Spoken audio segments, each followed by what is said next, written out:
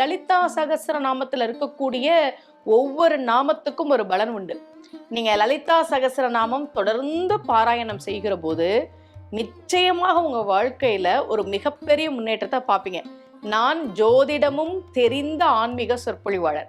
நம்ம ஜோதிடத்துல ஜாதகத்துல நமக்கு என்னெல்லாம் கஷ்டப்படணும்னு விதிக்கப்பட்டிருக்கோ, சில கர்ம வினைகள்லாம் இருக்கும் இல்லையா, அந்த கர்ம வினைகளை நீக்கி தரக்கூடிய வழிபாடுகள் அப்படின்னு சில வழிபாடுகள் உண்டு.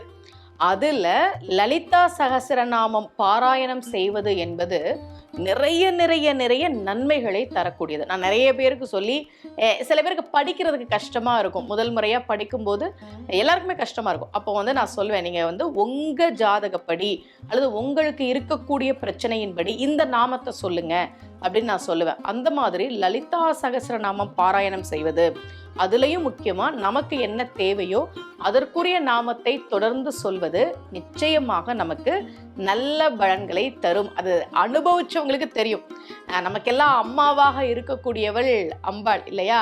ஸ்ரீ மாத்ரே நமக என்றுதான் லலிதா சகஸ்ரநாமம் அவளை போற்றுகிறது.